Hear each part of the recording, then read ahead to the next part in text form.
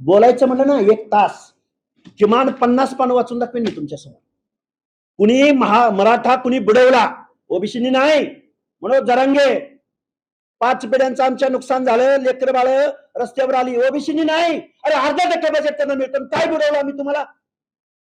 अरे सामाजिक मागासांसाठी आरक्षण आहे रे हे, बावळट माणसा, गरिबीसाठी नाही हे. अरे किती वेळा लढून सांगू तुम्हाला? काय काय प्रश्न आहे तुमचा?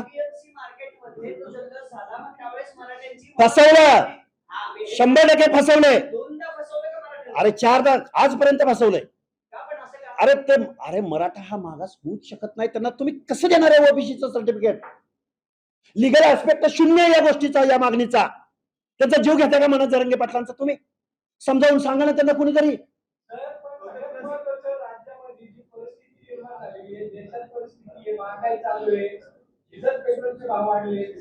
हे बघा, आलं लक्षात माझ्या, आलं एक मिनिट. हे बघा, मी माझ्या मुद्द्याच्या आणि प्रेसच्या बाहेर एक शब्दही जाणार नाही, कारण आम्ही सामाजिक आंदोलन, आरक्षणासंदर्भात आंदोलन करणारी माणसं आहोत. मनोज जरांगे पाटलांना असं वाटतंय की ओबीसीचं आरक्षण मिळाल्यानं आमचं कल्याण होणार आहे. मला असं वाटतंय, ऐका ना एक कंटिन्यू करतो.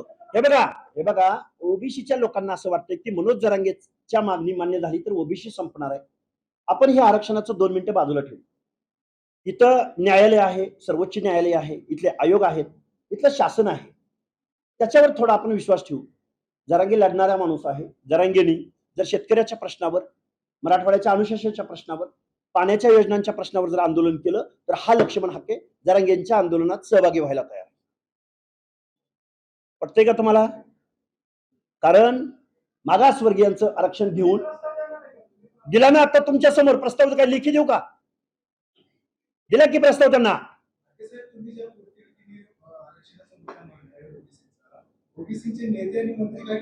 त्यांना राजकारण करू द्या ना बिचाऱ्यांना. संघर्ष करणार आहे आम्ही. भेटतो ना. आता काल 6 कॅबिनेट मंत्री होते ओबीसीचे, भेटले ना. 11 मागण्या दिलेत त्यांना. येईल ना उत्तर. तुम्हाला राजकारण खुशाल तुम्ही राजकारण करा. आम्ही संघर्ष करत आहोत, आम्ही लढत आहोत, आम्ही भिडत आहोत. आम्ही सामाजिक बोललो नाही मी, सोशल जस्टिस साठी रिझर्वेशन आहे. अरे शेतकऱ्यांच्या प्रश्नावरती, गरिबांच्या प्रश्नावरती, मराठवाड्याच्या पाण्याच्या योजनांच्या प्रश्नावरती सहकार बुडवलं. इथल्या लोकांनी डीसीसी बँका बुडवलेत. यांच्या कायद्यानं वसुल्या करा सगळ्यांच्या. आणि सर्वसामान्य माणसांच्या न्याय हक्कांच्या योजनासाठी जर मनोज जरांगे कुठं रस्त्यावर बसणार असतील, हमी भावासाठी, शेतीच्या मालाच्या हमी भावासाठी बसणार असतील, पाण्याच्या प्रश्नासाठी, समन्यायी पाणी, मराठवाड्याचं पाणी याच्यासाठी बसणार असतील, ऊसाच्या दरासंदर्भात बसणार असतील, मनोज जरांगेच्या आंदोलनात लक्ष्मण हाके सहभागी असेल. पण ओबीसीच्या झोपड्यात घुसून, आणि बरं, मनोज जरांगेंची मागणी मान्य झाली, फायदा कुणाला झाला? दुर्गादेवी जगदाळेला. फायदा कुणाला झाला? शिवांजली भोसलेला. फायदा कुणाला झाला? रूपराणी निकमला. फायदा कुणाला झाला? डॉक्टर शिंदेना. फायदा कुणाला झाला?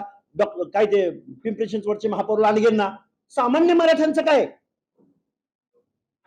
आणि हे परत राजकीय पुढारी हे मनोज जरांगेंच्या तोंडून बेकायदा कामं करून घेत आहेत. बेकायदा ओबीसीच्या अनाथ माती कालवत आहेत. किती वेळा सांगू? ओबीसीचं झोपडं उद्ध्वस्त झालंय. ओबीसीच्या पुढाऱ्यांना त्यांना राजकारण लकलाभ. पण आम्ही संघर्ष करणार. आम्ही संविधानाचं तत्व मांडणार.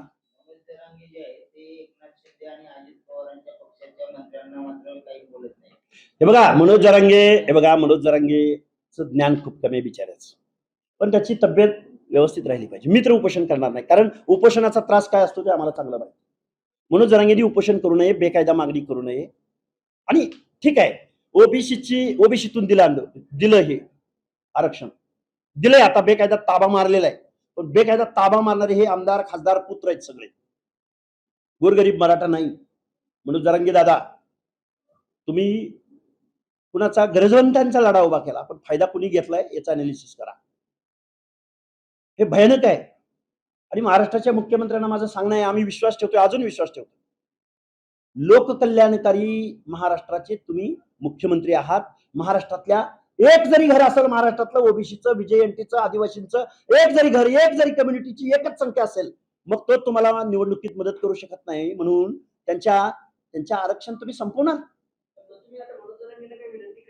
मनोज जरांगेंना सांगेन मी, मनोज जरांगेंना सांगेन मी, तू पोरं बाळ म्हणतो, तुला पारद्याची पोरं बाळ दिसत नाही, तुला मेंढपाळाची पोरं बाळ दिसत नाही, तुला गावगाड्यातल्या बलुत्या आलुत्याची पोरं बाळ दिसत नाहीत, तुला फक्त काय एकच. अरे तू जरा अजून थोडस मन मोठं कर ना. महाराष्ट्राच्या 12, 13, 14 करोड जनतेतल्या पोराबाळांचा विषय आम्ही मांडायला तयार आहोत. तू पण ये तयार, हो तयार. मागणी करतोय काय? इलिगल. बरं, मागणी मान्य झाल्यावर त्याचा फायदा कोणाला होणार आहे? तर परत ह्या 5-50 पुढाऱ्यांच्या लेकरा बाळांना फायदा होणार आहे. मग ते शिक्षण असो, नोकरी असो, की लोकल बॉडी मधलं आरक्षण असो. ओबीसीला हाय काय रे? 99.99% एका बाजूला आणि 0.5% ओबीसीला बजेटरी तरतूद आहे. हाय काय ओबीसीला? देतेत काय ओबीसीला? तू त्यातलं तुला पाहिजे? हे मात्र अति झालंय.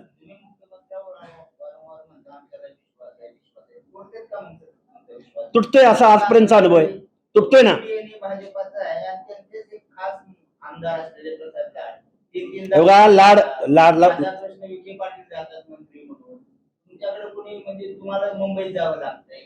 मुंबईत नुसतं जावं लागत नाही, अपॉइंटमेंटसाठी बाहेर उन्हात बसावं लागते, तटकळत बसावं लागते.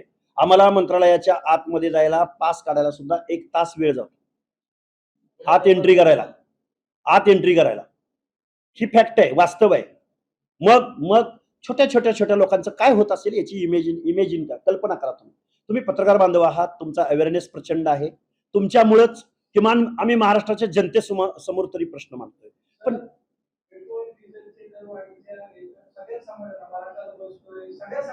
चला मी उद्यापासून हे बघा हे फॅक्ट आहे, हे वास्तव आहे. हे वास्तव असताना मी बोललो ना, जरांगे जर अशा प्रश्नावरती आंदोलन करायला तयार असतील तर लक्ष्मण हाके त्यांच्या खांद्याला खांदा लावून, उलट जरांगेनी त्यांच्या शिवराळ भाषेत बोलावं, लक्ष्मण हाके लिगल भाषेत बोलावं. मी काही तज्ञ आहे असा माझा दावा अजिबात नाही, पण माझं जे आहे, माझ्या मर्यादा मला माहिती आहेत, माझे स्ट्रॉंग पॉईंट मला माहिती आहेत. जरांगेंचे पण स्ट्रॉंग पॉईंट काय हेही मला माहिती आहे. उपोषण करण्यानं काही होणार नाही. उपोषण करण्यानं बेकायदा मागणीला काही तुमच्या हाती लागणार नाही. बेकायदा तुम्ही ताबे मारलेत, पण बेकायदा ताबे मारत असताना एक समूह मात्र इथनं उद्ध्वस्त होणार आहे, हे मात्र मी तुम्हाला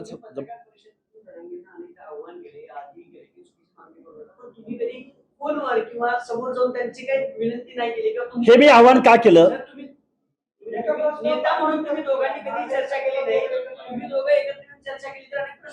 माझी तयारी आहे. चला, पुण्याच्या श्रमिक पत्रकार संघाला मी आव्हान करतोय की जरांगे पाटलांना इथं बोलवावं. अरे तुम्ही का नाही? चौथा स्तंभ आहे. अरे नाही, चौथा स्तंभ आहे, जबाबदारी आहे तुमची. मी करतो ना. मी आज इथं आव्हान करतो की, लिहून घ्या, मी आज इथं आव्हान करतो की 12, 13, 14 करोड जनतेच्या बेसिक प्रश्नांवरती, ज्यामुळे महाराष्ट्र मागं राहिला, ज्यामुळे महाराष्ट्रातल्या सर्वसामान्य माणसावर अन्याय होतोय, ज्यामुळे सर्वसामान्य माणसावर बेरोजगारीची वेळ आलेली आहे, जो खरा गरजवंत आहे, जातीपातीच्या पलीकडून, भौगोलिक प्रदेशाच्या पलीकडून, तो पश्चिम महाराष्ट्रातला असेल, तो मराठवाड्यातला असेल, तो विदर्भातला असेल, तो खानदेशातला असेल, तो मानदेशातला असेल, तो कोकणातला असेल, तो तळ कोकणातला असेल, तो वरच्या कोकणातला असेल, तो मुंबई परिसरातला असेल, सर्वसामान्य माणसांच्या प्रश्नावरती आदरणीय मनोजदादा जरांगेंनी आपलं अमूल्य असं उपोषणाचं वेपन या प्रश्नावरती जर पुढे आणत असतील तर त्याला लक्ष्मण हाके त्यांच्या आंदोलनामध्ये सहभागी व्हायला पुणे श्रमिक पत्रकार संघात मधून आवाहन करत आहे.